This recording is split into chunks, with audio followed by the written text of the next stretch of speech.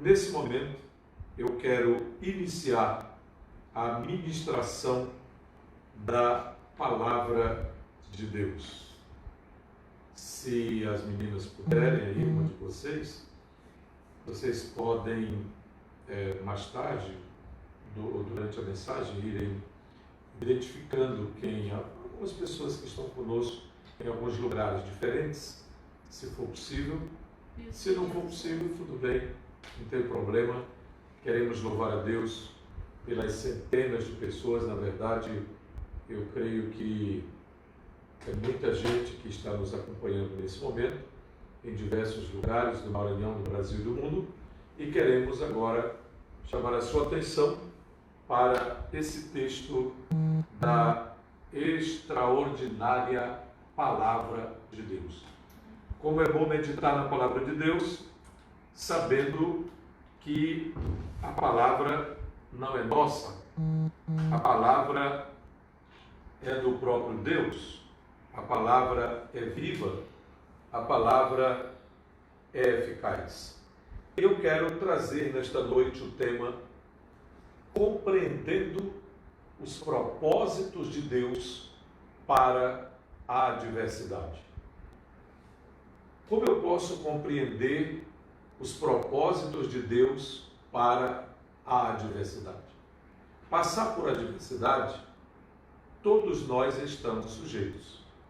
O próprio Senhor Jesus, quando estava quase despedindo-se dos seus discípulos, nos últimos dias do seu ministério terreno, estando no cenáculo, naquele mesmo lugar onde ele fez a oração intercessória, a oração sacerdotal do capítulo 17 de João, Jesus afirmou naquele dia: no mundo tereis aflições, mas tende bom ânimo, eu venci o mundo. Então, a igreja foi avisada pelo próprio Cristo, os discípulos foram avisados que os seguidores, como seguidores de Jesus, passariam por aflição. Por exemplo, em Lucas, capítulo de número 6, nos versículos 21 e 22, e em outras partes deste mesmo evangelho, está escrito Jesus falando sobre a bem-aventurança daqueles que sofreriam por amor a Cristo, por causa de Cristo. Jesus chegou a afirmar em Mateus: bem-aventurados sois vós, quando por minha causa vos injuriarem e mentindo disserem todo mal contra vós. Alegrai-vos e exultai-vos, porque é grande o vosso galardão no céu, porque assim perseguiram os profetas que foram antes de vós. Mas eu quero ajudar você a compreender os propósitos de Deus para a adversidade.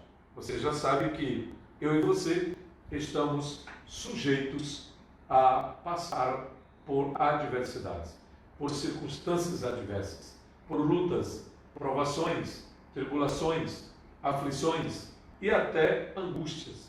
Às vezes, períodos turbulentos, tristeza intensa e preocupações, escassez, finalmente, uma série de outras circunstâncias a que estamos sujeitos nesta vida. Mas a palavra de Deus tem sempre uma resposta. No texto que nós lemos, Pedro começa dizendo: amados, não estranheis a ardente prova que pode vir sobre vós, como se coisa estranha vos estivesse acontecendo. Pedro já estava nos alertando que não é para você entender que isso é estranho. Não, isso deve ser parte, isso faz parte da nossa caminhada cristã. Ele diz que em vez de você, em vez do crente, em vez do cristão, achar isso algo muito estranho, ele deve alegrar-se, nós devemos alegrar-nos, à medida que compreendemos que somos coparticipantes dos sofrimentos de Cristo, para que também, na revelação dele, ou seja, quando ele se manifestar em glória, nós também nos alegremos e exultemos na presença dele. Agora ele faz uma observação interessante. Se, pelo nome de Cristo, sois injuriados, então bem-aventurados sois, porque sobre vós repousa o Espírito de Deus, o Espírito da glória de Deus. E aqui vem a recomendação que eu considero mais extraordinária: que ninguém sofra entre vocês como homicida, como ladrão, como malfeitor, ou como alguém que se intromete em negócios de outrem. Mas, se sofrer como seguidor de Cristo, se sofrer como discípulo de Cristo, se passar por alguma aflição, alguma dificuldade como discípulo de Cristo, não se envergonhe disso. Não se envergonhe, não se entristeça por isso, mas glorifique a Deus com esse nome de discípulo, esse nome de seguidor de Cristo que nós temos. Por quê? Aí ele entra agora no detalhe do juízo, que se aproxima sobre todo mundo e, conforme Pedro, começa pela casa de Deus. E, finalmente, ele encerra no versículo 19, dizendo que os que sofrem segundo a vontade de Deus encomendam a sua alma ao fiel Criador na prática do bem. Glória a Deus. Mas quero que você me acompanhe agora no raciocínio bíblico, visto que estamos tratando de uma mensagem temática, uma reflexão, mas na metodologia temática, mesmo já tendo aproveitado aqui inicialmente esse texto bíblico para esta introdução, quero chamar você para me acompanhar nessa resposta. Quais os propósitos de Deus para a diversidade? O primeiro deles, em primeiro lugar, Deus pode permitir a diversidade na minha vida e na sua para chamar a nossa atenção. Ele quer chamar-nos para mais perto dele. A Bíblia diz no Salmo 25, versículos 1 e 2: A ti, Senhor, eleva minha alma. Deus meu, em ti confio, não seja eu envergonhado, nem exultem sobre mim os meus inimigos. Esta oração do salmista lembra da preocupação do indivíduo, da pessoa, quando está passando por algo que lhe tira da estabilidade. Mas a Bíblia, como um livro de orientação espiritual, como o nosso manual, ensina a mim e a você que o primeiro propósito de Deus, quando Ele nos permite passar por adversidade, é que Ele deseja chamar a nossa atenção. As circunstâncias adversas foram as razões pelas quais muitos dos salmos foram escritos.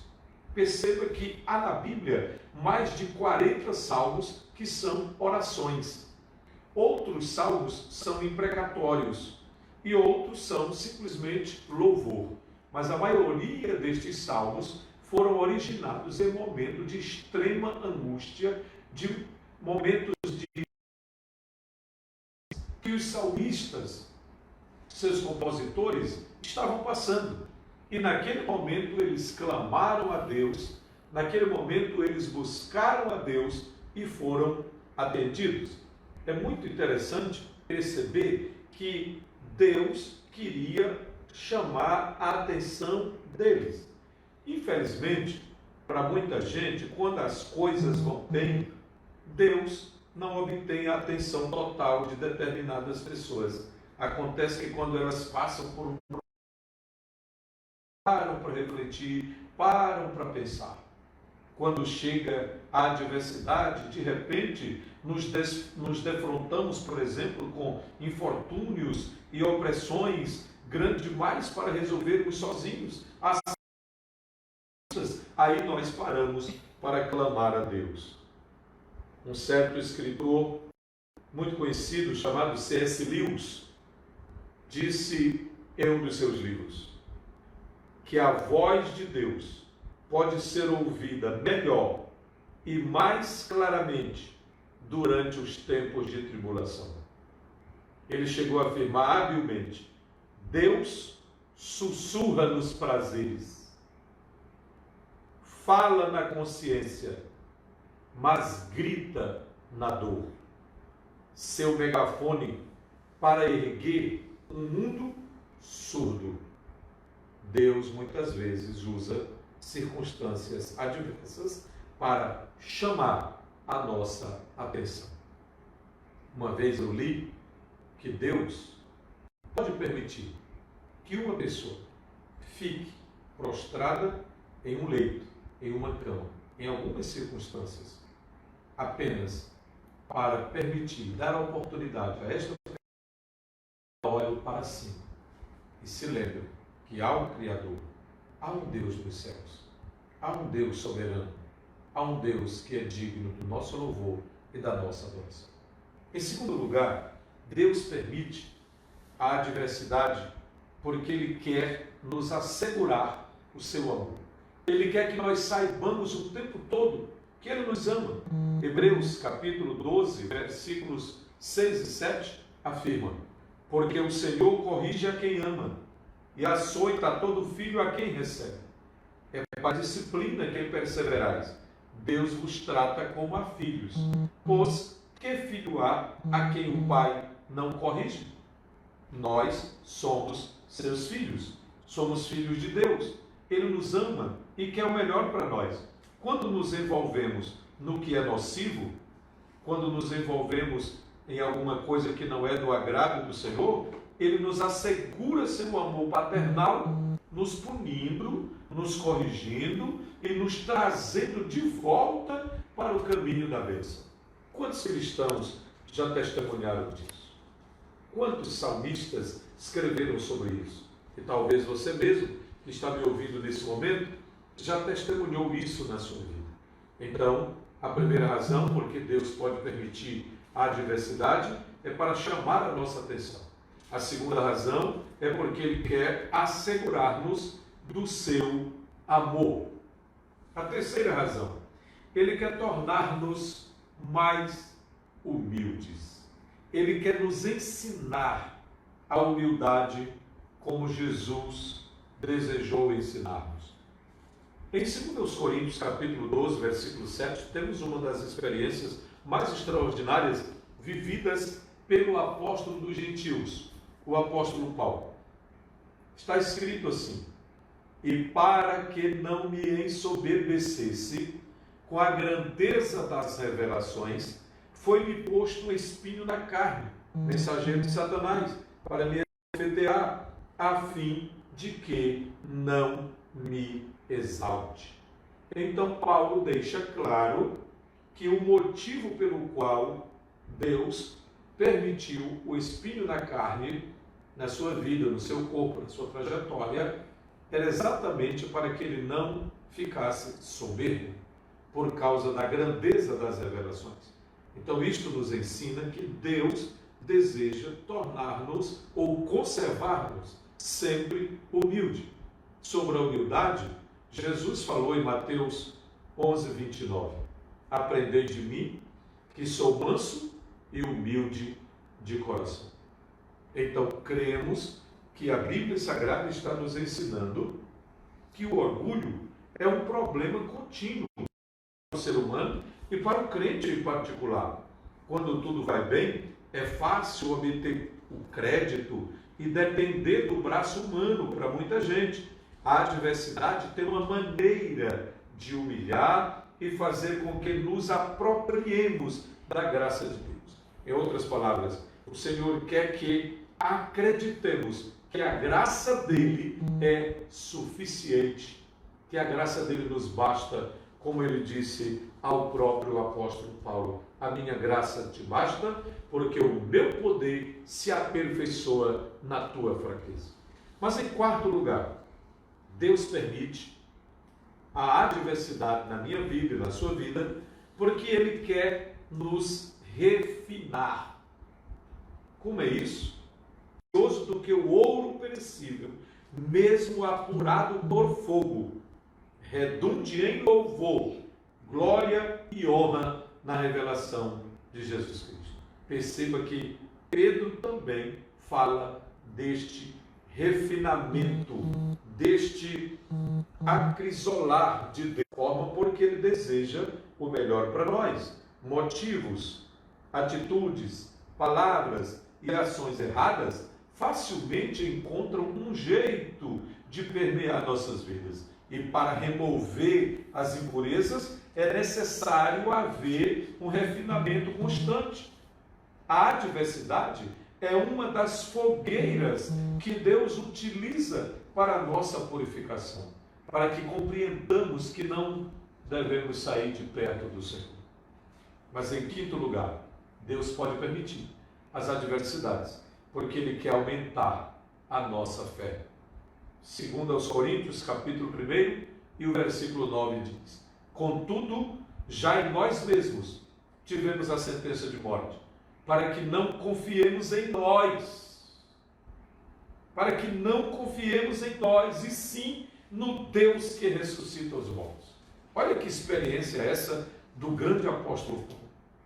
Aquele homem, pelas experiências que tinha com Deus, pela sua caminhada com Cristo, pelas dezenas e centenas de igrejas que ele havia plantado, pelas cartas escritas, pela habilidade de se comunicar em 4 ou mais idiomas, pelo conhecimento que ele possuía da Torá e das Escrituras do Antigo Testamento, a Tanakh, de um modo geral, como também das tradições rabínicas que ele conhecia e dominava muito bem, como também do mundo helênico, o mundo grego, a cultura grega, que ele conhecia tão bem, ele poderia até orgulhar-se disso.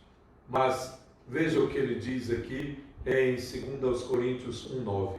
Contudo, já em nós mesmos tivemos a sentença de morte, para que não confiemos em nós, e sim no Deus que ressuscita os mortos. O homem tem a tendência de confiar em si, ou no braço humano, ou confiar no ser humano. Mas já o profeta Jeremias, na sua época, afirmava de forma contundente: bendito o homem que confia no Senhor e cuja esperança é o Senhor. Aumentar a nossa fé.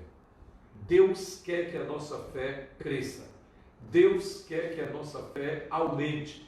Por isso, este é um dos propósitos de Deus, quando Ele permite que você passe por aflições, que eu passe por tribulações, por aflições, por momentos angustiosos, tribulosos, e que muitas vezes nos preocupa.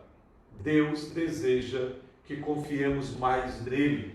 Para a maioria de nós, é difícil levar um tipo de vida em dependência e confiança total no Senhor. Deus precisa levar-nos através das provações, a um ponto onde não haja mais saída, a não ser por Ele, com ninguém mais em quem confiar, exceto somente nele. Cristo raramente é uma realidade, a não ser que se torne primeiro uma necessidade. Por isso, confiemos nele de todo o nosso coração. Em vez de murmurar nos tempos de adversidade, coloque nele a sua fé. Exercite a sua fé e deixe a sua fé crescer, aumentar e se fortalecer para a glória de Deus, sabendo que Ele vive, que Ele reina e Ele sabe cuidar de cada um de nós. Em sexto lugar, porque Deus permite as adversidades, Ele pode permitir adversidades na minha vida e na sua, para peneirar as nossas amizades. O quê? Amizades? Sim. Deus leva em conta os nossos relacionamentos. Deus leva em conta as nossas amizades. Está escrito em Provérbios 17:17.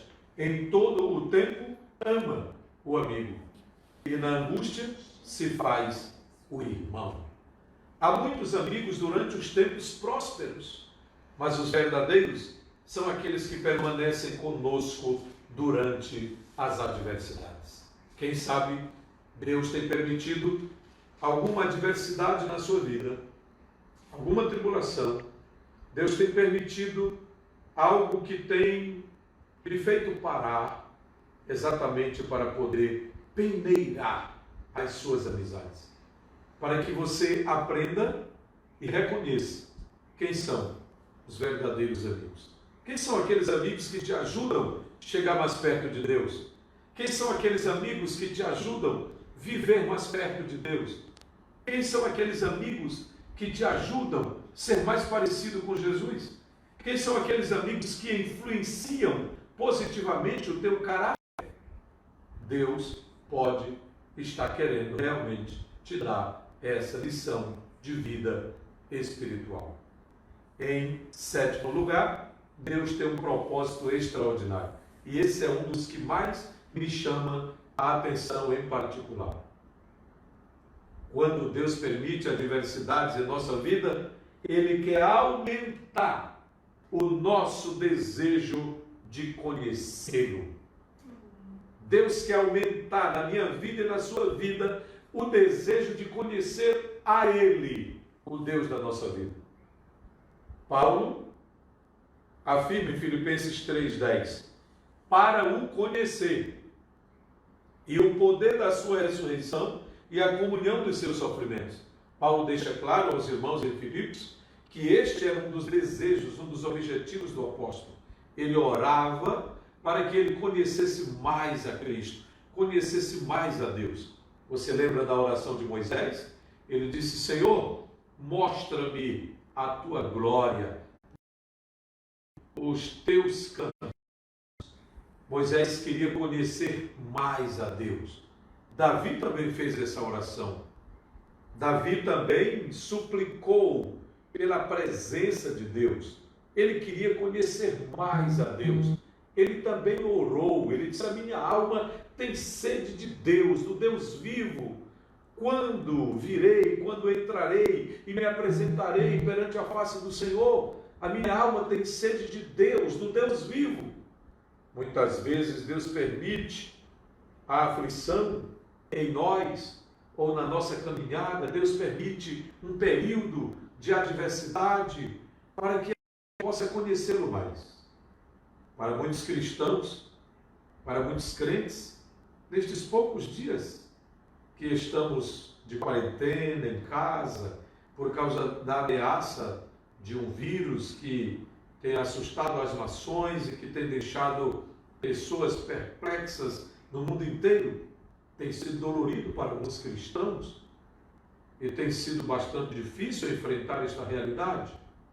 Mas eu creio que um dos propósitos de Deus em permitir que isso tenha acontecido com o seu povo, envolvendo inclusive a sua igreja, porque estamos aqui no mundo, estamos sujeitos, vivemos em...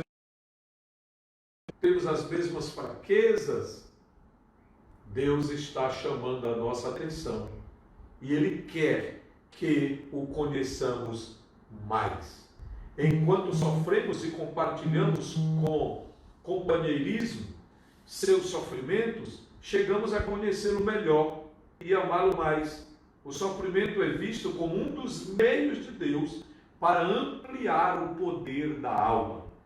Deus está chamando a nossa atenção para que possamos conhecê-lo mais, chegarmos mais perto dele, mais perto dele.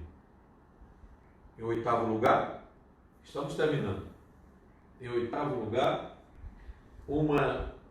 outro propósito de Deus, um dos objetivos de Deus, enquanto Ele permite a adversidade, é para nos preparar para confrontos. O que é isso? Sim, está escrito, e a palavra tem uma resposta extraordinária, segundo aos Coríntios, capítulo 1, versículos 3 a 5, diz assim: bendito seja o Deus e Pai de nosso Senhor Jesus Cristo, o Pai das misericórdias e Deus de toda consolação. É Ele que nos conforta em toda a tribulação, para podermos consolar aos que estiverem em qualquer angústia, com a consolação com que nós mesmos somos contemplados por Deus. Porque assim como os sofrimentos de Cristo se manifestam em grande medida a nosso favor, assim também a nossa consolação transborda por meio de Cristo. O mundo está repleto de pessoas magoadas, Deus nos permite passar por certos tipos de dor, de tal modo que passamos a ser usados por Ele para confortar outros que estejam enfrentando as mesmas provações, as mesmas lutas, as mesmas dificuldades. Então Deus pode estar nos preparando para confrontos maiores, que porventura estejam por vir. Não estou aqui profetizando coisas piores para que aconteçam no mundo, mas sabemos pela palavra de Deus que as coisas, conforme preditas nas Escrituras, poderão ficar ainda mais difíceis. E para isso devemos estar preparados com a nossa fé no Todo-Poderoso, sabendo que Ele não nos desampara. E aqui está um dos objetivos de Deus quando enfrentamos adversidades. Ele quer nos preparar para confrontos. Ele quer nos fortalecer para que ajudemos outros a se fortalecerem. Ele quer nos ensinar para que ajudemos outros que precisam de orientação em momentos de grande aflição, de dificuldade. Em penúltimo lugar, em nono lugar, Deus pode permitir a adversidade para nos ensinar paciência, que é sinônimo de perseverança. Está escrito em Romanos 5,3, carta aos Romanos 5,3. E não somente isto, mas também nos gloriemos nas próprias tribulações, sabendo que a tribulação produz perseverança. A adversidade, a tribulação, em geral, não são avaliadas rapidamente e nem sem dor. Às vezes, não chegam nem a ser eliminadas nesta vida, mas Deus utiliza tais meios para desenvolver aquela qualidade de caráter que Ele aprecia, que é persistência silenciosa, paciência, perseverança. Ele disse para Daniel: tu, porém, vai até o fim, porque descansarás e no fim dos dias te levantarás para receber a tua herança. 1 Coríntios 15, 58 diz: portanto, meus amados irmãos, sede firmes e constantes, sempre abundantes na obra do Senhor, sabendo que no Senhor o vosso trabalho não será em vão. Aperfeiçoar, fortalecer e fundamentar. Na verdade, está escrito em 1 de Pedro 5,10. Ora, o Deus de toda a graça, que em Cristo vos chamou à sua eterna glória, depois de terdes sofrido um pouco, Ele mesmo vos há de aperfeiçoar, firmar, fortificar. As notícias internacionais, as notícias do mundo inteiro, mas na verdade em sua época não aconteceu o que está acontecendo agora. Mas é porque o Espírito Santo inspirou o apóstolo para trazer esta palavra e ela serve hoje para mim e para você. Olha que palavra maravilhosa. Perceba. Ora, o Deus de toda a graça, que em Cristo vos chamou à sua eterna glória, depois de terdes sofrido um pouco, Ele mesmo vos há de aperfeiçoar, firmar, fortificar e fundamentar. Profundidade e estabilidade cada vez maior são sempre necessárias na vida dos cristãos. O processo da tribulação e sofrimento é um meio primário que Deus pode usar, que Deus pode utilizar para atingir esse alvo. E eu quero encerrar convidando você para pensar, para refletir nestas realidades que acabamos de apresentar nos mais de 10 textos bíblicos que acabei de citar. Todos eles baseados em 1 de Pedro, capítulo 4, versículos 12 a 19, que foi a nossa leitura inicial.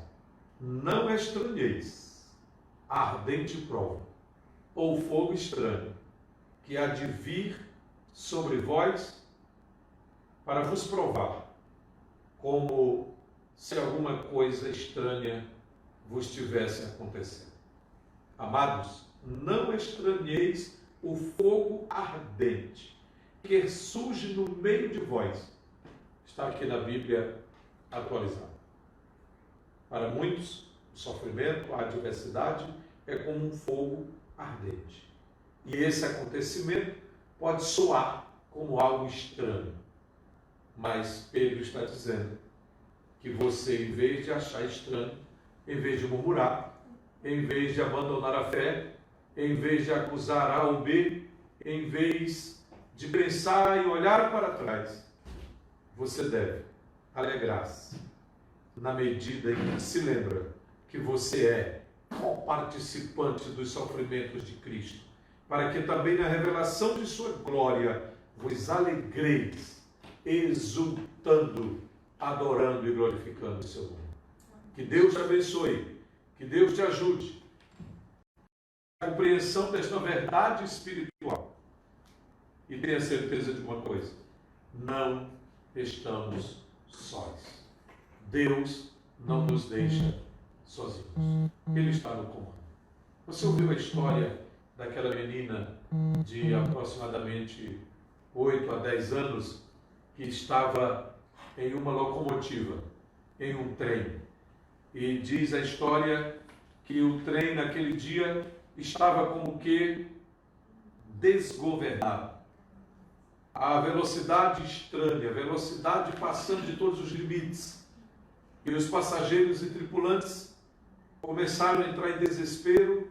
Uns gritavam, outros clamavam, outros olhavam de um para o outro e sem saber por que aquilo estava acontecendo. E alguns gritavam. De repente eles percebem aquela menina brincando na maior tranquilidade em um dos vagões do trem. E alguém chega para a menina e pergunta: menina, você não sabe que nós estamos correndo o maior risco? Você não sabe que o trem está, parece que, desgovernado? Você não sabe que essa velocidade está acima de todos os limites? A qualquer momento nós todos aqui podemos morrer.